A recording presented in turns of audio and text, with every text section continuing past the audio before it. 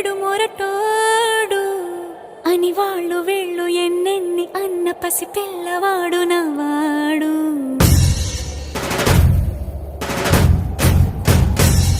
విడు ముండోడు అని ఊరు వాడ అనుకున్న గాని మహారాజు నాకు నవ్వాడు.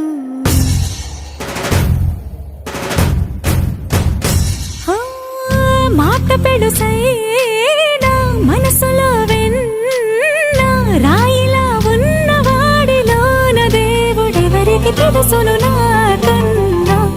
సూసేకి అగ్గిరవ్వ మాదిరే ఉంటా